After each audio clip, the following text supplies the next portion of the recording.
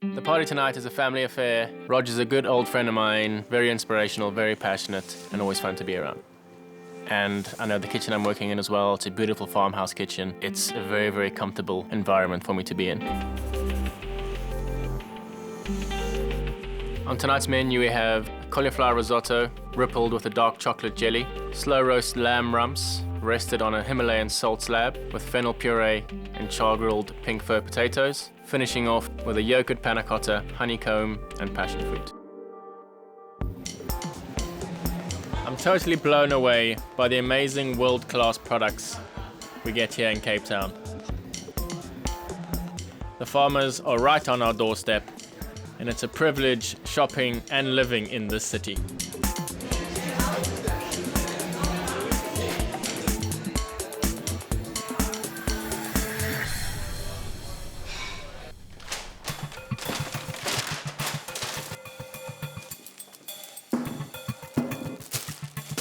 Way before I get onto tonight's prep, I'm gonna make myself a little snack. This is normally something that I eat when I get home. It's a nice little late night thing, a little late night pleasure that I often used to do when I was working in restaurants. It's the humble toasted cheese sandwich with a roasted tomato soup. First of all, a nice amount of olive oil in my pan there. Got my garlic already peeled. Don't need your pan too hot. Just gonna use whole cloves. Got some tomatoes already roasted. Insane amount of sweetness in that amount of tomato. Very simply, tomato juice. You can always add a little bit more if we need to. Nice bit of hot sauce, salt, nice amount of pepper. Straight in there.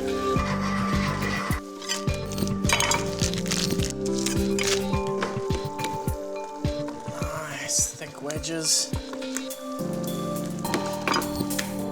Build our sandwich. Got an awesome sweet potato bread here. That's the outsides. And season the outsides a tiny bit. What we're gonna do? Make a triple decker. One for the middle.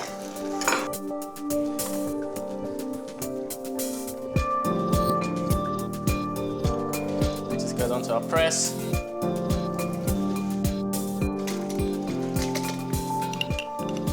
A little bit of sugar and buzz.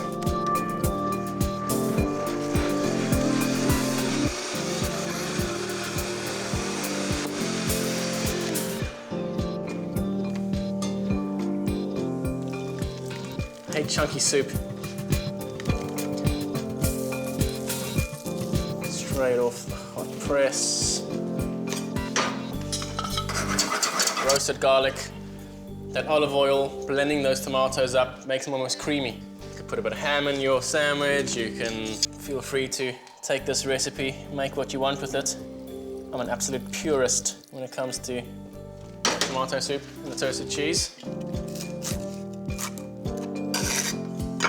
And you can see all that cheese is beautifully melted. Comfort food 101. Does not get any better than this.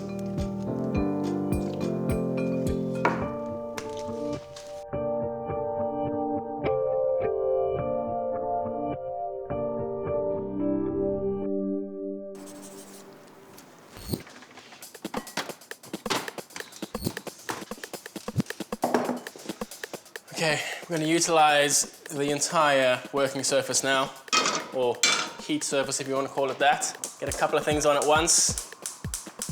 Got our hot chicken stock here for our risotto. Make 2 purees at the same time. A cauliflower puree. Grate the cauliflower beforehand. Cooks it extremely quickly. Maintains that real cauliflower freshness. That's going to go into our cauliflower risotto. It's going to get served with a chocolate jelly. Cauliflower and chocolate are really, really good together. Start your puree. Olive oil in the pan. This is for the fennel puree, going with the lamb. Very finely sliced fennel, as fine as you can. Straight in.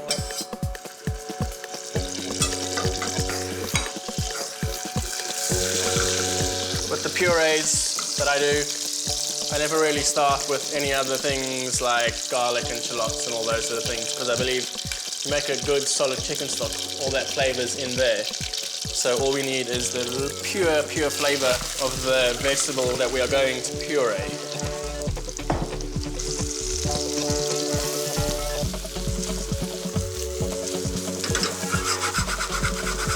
Beautiful anise flavor straight away. Purees are extremely luxurious. You don't serve a lot of them. A couple of little dots, a couple of little smears. So don't be scared to use a good amount of butter in them. We always live by the theory of put the amount of butter in that you're gonna think you're gonna need, and then put in a tiny bit more. I'm gonna make a chocolate jelly, leaf gelatine. Very, very nice to work with.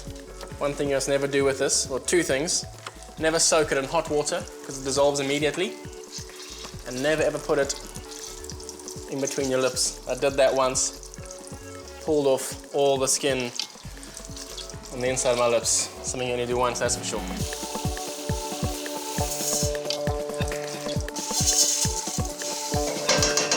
Season your risotto.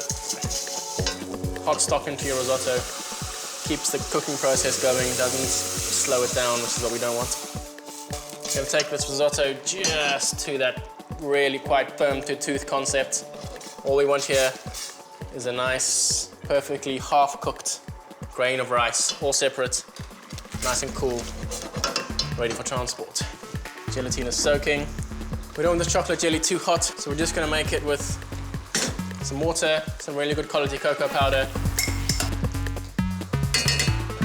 Chocolate jelly is more of a sort of exciting little fun note. It's not there to take over the dish. It's really there just to help the cauliflower.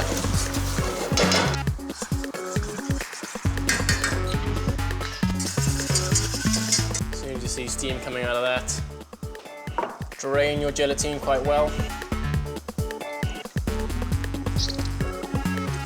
Just drop it in. Set this chocolate jelly flat so we can just scoop it out nicely. You don't need to line the tray, anything like that. Cool your rice down as fast as possible. As soon as it's cold, we're going to get it into the fridge. Speed up the cooling process of your rice.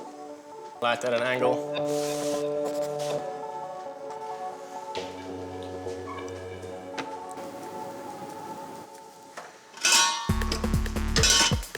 Steamy, nice and hot.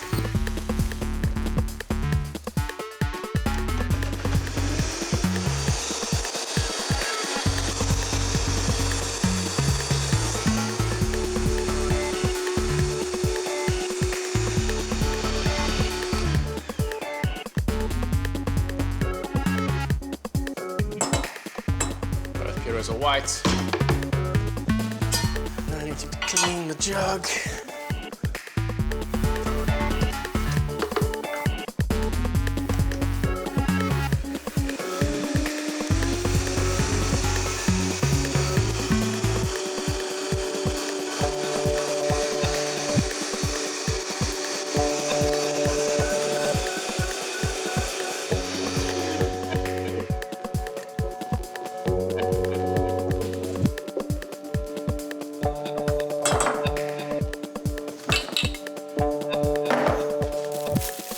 Feel the need, give them a little label, otherwise just cover them like this to prevent any skin forming.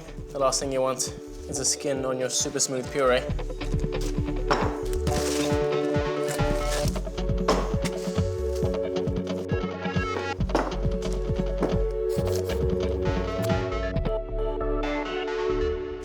Right, gonna end this off with something very nice and sweet. Make some honeycomb in this pan. So it's literally the inside of a crunchy bar, if you know what I'm talking about. Surprisingly little honey is in honeycomb. It's mainly sugar, honey, glucose, water. We're gonna bring that up to 155 degrees Celsius. Get yourself one of those copper sugar thermometers. I've made this a couple of thousand times, so I know exactly when it's right for the bicarb. Some normal full-fat cow's milk. Gonna use a vanilla-flavored yogurt.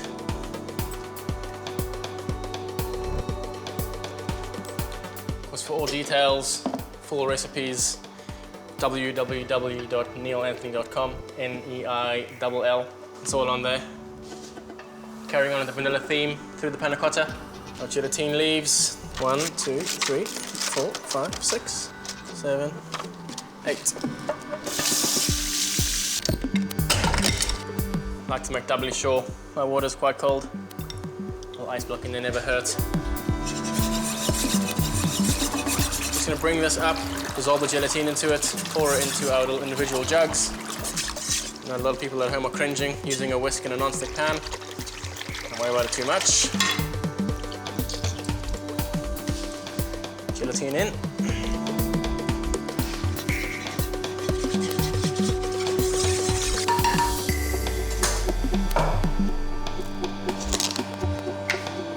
Just need some more creaminess to this panna cotta. A little bit of cultured cream.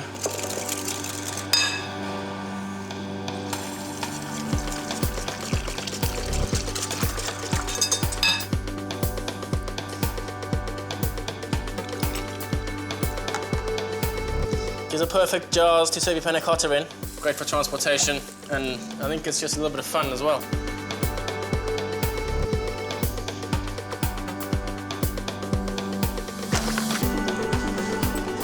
Put your non-stick mat down. Very important when doing something like honeycomb, anything that requires this sort of intensity. Just take a couple of minutes to yourself, get your head right. Because you know, as soon as this bicarb hits this, you've only got a matter of seconds before it either falls or burns. I reckon that's at about 153, 154, and 155.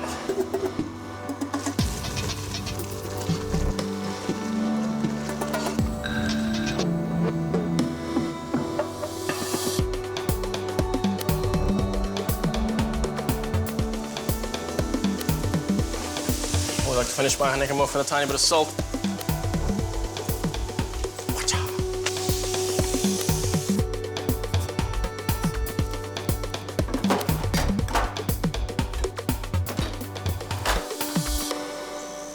Wellington is a hop, skip and jump outside of Cape Town.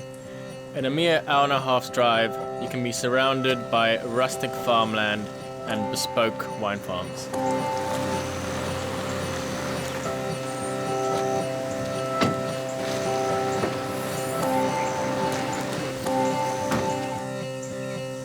Roger's a good cook himself, so his family always eat well. So you gotta, take his standards and, also impress him a little bit. He's got high expectations. First things first, before I have a little chill, take in some of the Wellington sunshine. Cooking in environments like this, it's the massive perk of being a private chef is experiencing different people's homes, different people's environments. I'm gonna trim a couple of little pieces off the lamb rump, beautiful Karoo lamb rump. A little bit of fat. It's got a nice little sort of eye of fat running through it there. It's got a nice little sinew there.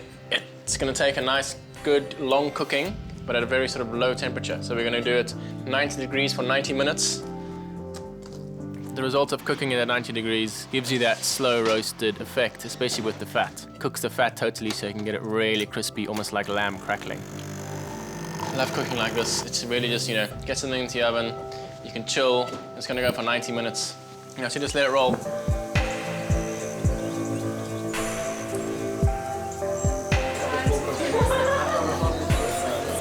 I'm starting with the wine. Yes, obviously. Great. We need some more glasses.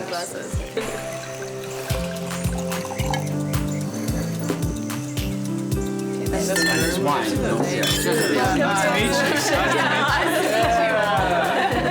I'm the token old guy amongst my own children. Very important part of your parmesan is the rind, loads of flavour. Got my vegetable stock on the go there, nice and hot. If you have a stockpile of these, all you do is keep them in your freezer, use them when you need them. Parmesan rind straight into your vegetable stock. We've got our pre-cooked risotto, warm that up gently. Because we're using the puree, we're not going to need that much stock, so we really just want to get this risotto started. Take a tiny bit of seasoning right in the beginning. Warm puree. A lot of people are very scared. Cooking risottos take hours of stirring and, you know, all these laborious things. Whereas, you know, if you pre-cook it first, finish it off with the puree, hot stock, hot pan, yeah, it's definitely nothing to be afraid of. So that's pretty much there. So just to boost its cauliflower flavor, I'm gonna finely slice in some raw cauliflower. Even if you have the stalk's quite nice to do that in there. Risotto as well is, you know, it's all about the cheese. Cottage cheese in there as well. You can hit this with mascarpone, with a creme fraiche, with anything you like. And then just like really like lathering it in. One of my favorite cooking expressions. And that's pretty much there. Beautiful smells of the lamb coming from the oven. Something people don't often put together. Cauliflower and chocolate. Got a nice dark chocolate jelly. Just gonna dab that on last second. Serve it straight away. You know, it's nice to surprise people with something new, something different. A little bit of this on top.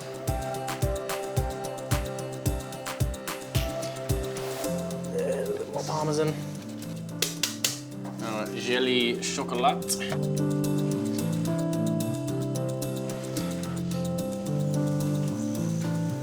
Yeah, so you should. Wow. First up, we have cauliflower risotto, dark chocolate jelly, a little bit of rockets, some parmesan. Thank you very much. Amazing. Thank you.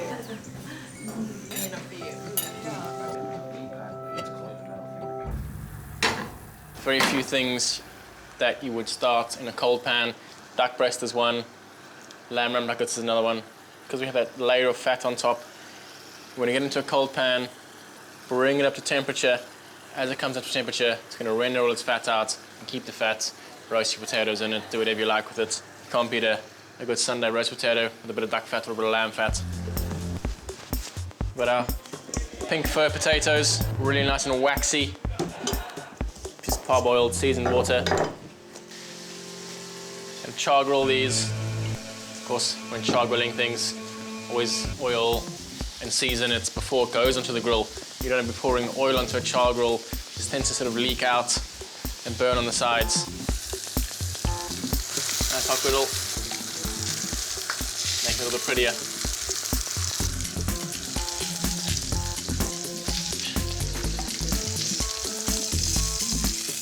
Rendering that fat down. Pour that out. Nice and rustic char, what we're after. Turn them around. That can come off.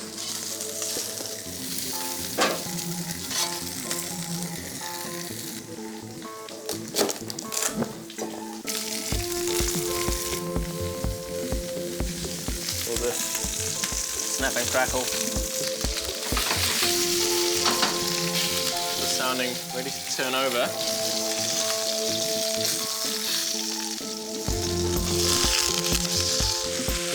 That fat rendered out.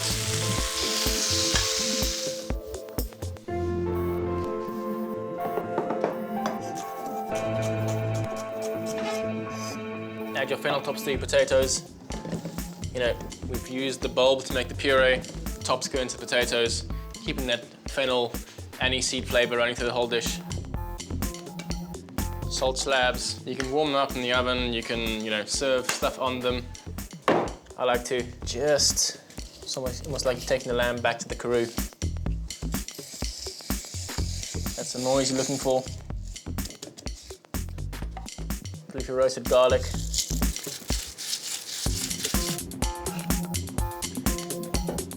Certain purees like to keep quite loose. Fennel puree is one of them. You know, it almost acts like a sauce as opposed to just being that sort of really sort of back in your throat, heavy puree. Real nice sort of dollop of puree in the middle. Try to keep things in uneven numbers, just looks better.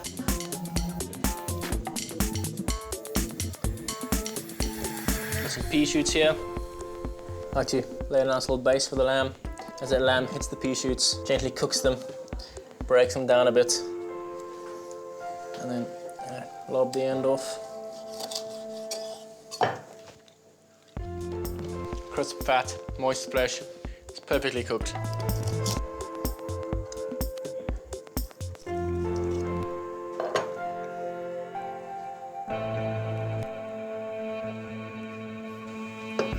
Just pop your olives into your sauce. Last second, we're doing them to blister.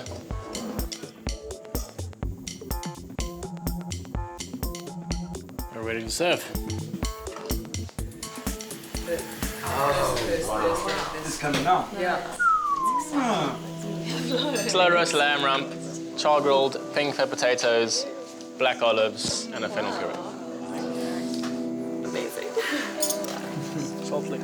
It's like, I know them very well and I live across the road from them. Oh, so it's like,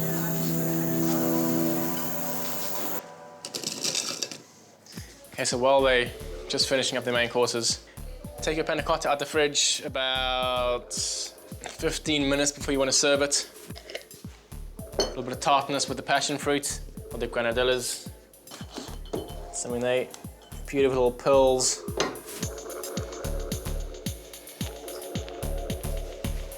Adding our sweetness, adding our texture.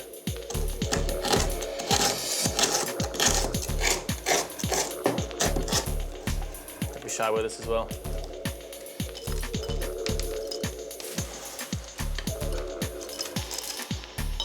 Ready to serve.